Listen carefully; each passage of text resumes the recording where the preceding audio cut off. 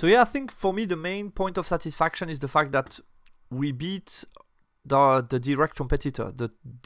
I think that was the 3 team that we expected together with Belgium. I think Belgium is the only team that we didn't face from the top, but really those 3 teams were the favorite for us, and we won those 3 games, which was very positive for us.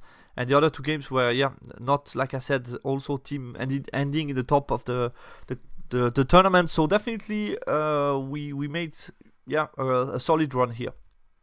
My army list, so you can see on the presentation board, which was not looking so good as I expected, meaning the presentation board ended up basically thrown away after the tournament because it was so fragile. I messed up at a different step of the production. Basically, I tried to rush it in a couple of days, and this didn't work at all. I think you need to take your time when you do presentation board. So the army, I think, was looking worse on the presentation board than outside of it, so wasn't a success at all.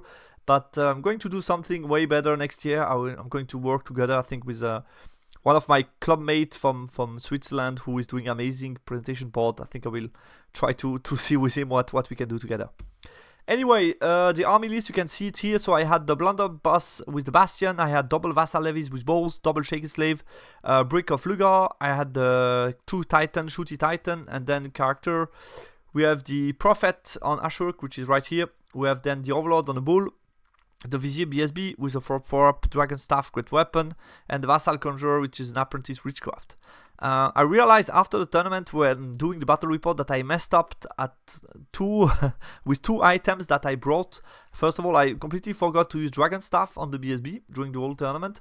And second point, which is even worse, is I realized after the tournament that Onyx core is now, the strength is set to 6, and I don't know why. I had in mind it's like strength, like the strength of the infernal weapon basically. So I was sure that this was going to be strength 5, but no, it's strength 6 AP2. So I think the bad performance or the not so good performance for my overlord was also impacted by the fact that I forgot it's strength 6 and not strength 5.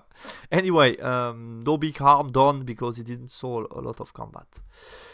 Unit impact analysis. So you know I love data and I love analysis. So this is the table that I usually use after my tournament to try to analyze in deep what happened for each unit during each game. So I think nothing will be missed here. So you see our results in the 5 rounds. So yeah, very solid. Like I said, 2 cap, 73, 74, 78. So strong result. Myself 13, 13, 10, 13, 12. Ended up with a 61 point, which is solid, but I felt I could have done better. I had some good matchup. As you can see here, my estimation of the matchup, I got only positive matchup. So either slightly positive, like 11 12s or 13 plus. So I'm a bit disappointed that I didn't bring more points because I felt I could have done more points. But yeah, I would say solid performance, but could have done better. I think that would be my summary. Regarding the units, so we had the overlord basically didn't have a lot of impact as I expected. I expected to do more. I think mainly I think it's a strong model. Let's be honest, I think it's a strong model, but it didn't do so well. I didn't have a lot of fights, and when I did, I lost, for example, against the Old Guardian. I don't know if the fact that I messed up with the strength 5, I think it didn't change a lot against those Old Guardian who rolled a couple of armor save basically. But basically, yeah, I felt it's not as impactful as I would have hoped for 500 plus models. So it's good, but it's squishy. It can die easily. So yeah, I liked him, but for 500 points you can get a lot of stuff basically in exchange. So I wasn't too convinced about him, to be honest. The Prophet, I love occultism. I think it's always a lore that I love with Infernal Dwarf. I think it's really great, but I lacked combat buff. So I know that's the design of the list that was very heavily inspired from the Polish ETC list from Lapamat.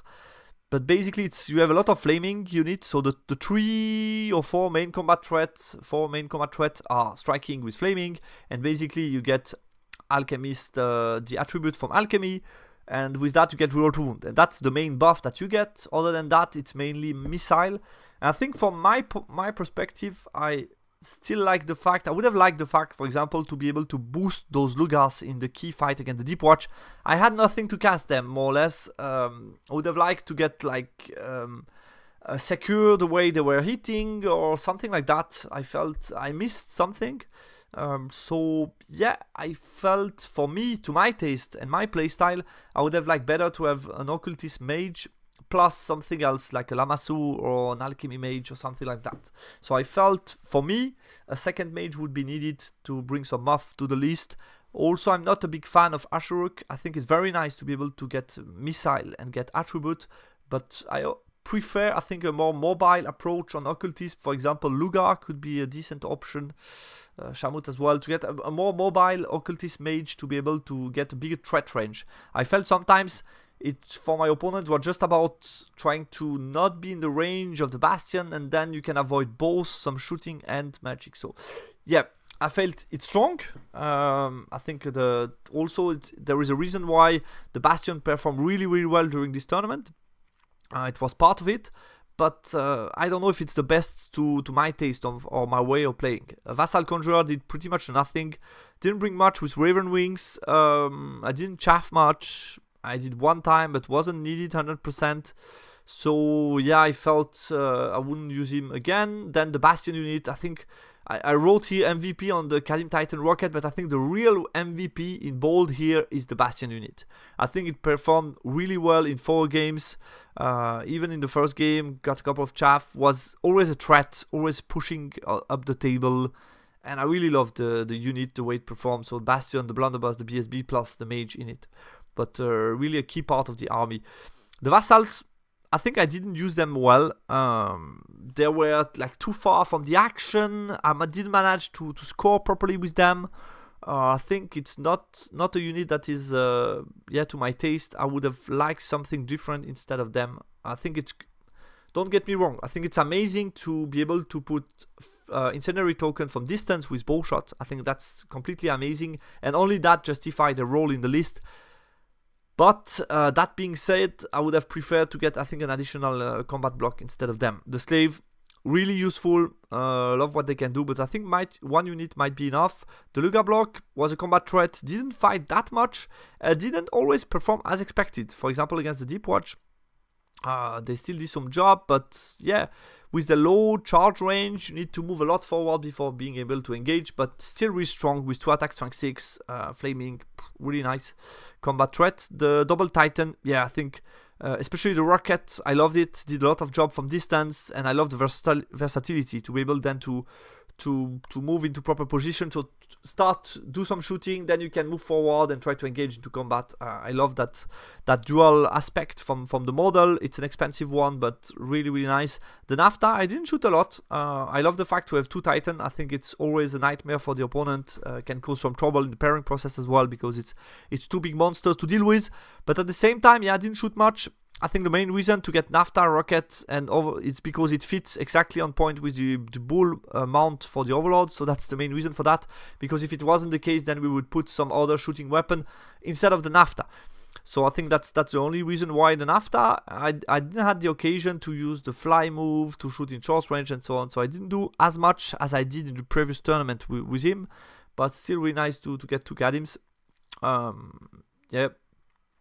Yeah, I think that's what I can say about the list. So I love the Kadims, love the Slave, the Bastion unit. I think that's the main point, and I would try to rearrange a bit the core. I think what I missed, and I wrote that here, I had secondary objective issue. As you can see here, I draw 2 times, lost 2 times, and won only 1 time against an MSU dwarf list on Capture the Flag. So not a big achievement. I think it's the worst showing that I did regarding secondary objective. And this is also the huge reason why my score are good, but aren't like really good. I think that's the main reason. It's just because, first of all, I didn't play those secondary objectives well. I think despite the list and the taste and so on game 3 and 4, I didn't play well those objectives and I lost them due to that. So I think nothing to hide from here. That's my mistake why I lost at least 6 points, maybe even 9 to 12. So I think that's already the first difference. But I think still, thinking on a list perspective and my play style, again, it's not about the list, it's more about what I like and the way I play. I think I would have preferred to have at least a third block to have like stronger scoring unit. I think at least a third solid brick that can move forward. I think that's also something that I missed a bit. It's a third dwarf unit or something. Yes, a third big unit being dwarf or vassal, but a unit from core that can move forward the table, get charge, and then I can organize counter charge. I didn't do it a lot with the Bastion because, yeah, BSB general inside, so you think better to think twice before you commit it in the middle of the board. If I had another brick, I could have done that with the second brick, for example, or at some point, like, move out the character, move forward the Bastion, and so on. So I think here, yeah, missing something, some brick to be able to break the distance even more.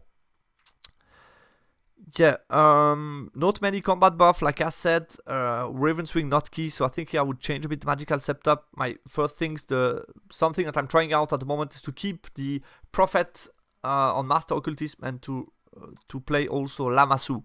I think is a perfect combo because it brings additional token, because those spells from Occultism are not easy to cast, so getting additional channel, I think it's amazing, and basically Lamassu brings what Occultism is missing, it's just combat buff.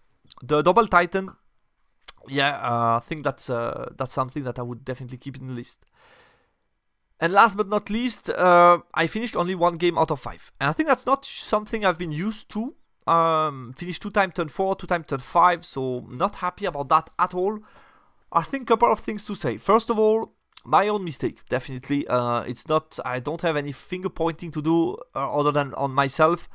I think I'm still not perfectly used to the list and the army and so on, so I need to get more training to be faster. I think that's definitely one factor. And the second one, I think, is basically we didn't have a lot of time during this tournament, like 3 hours and a half, including pairing. It often leaves you with less than 3 hours to play the game, and it's not a lot. I think, yeah, it's not a lot at all. You start discussing and so on, and yeah, presenting the list and stuff, and then before you start, you lost a lot of time.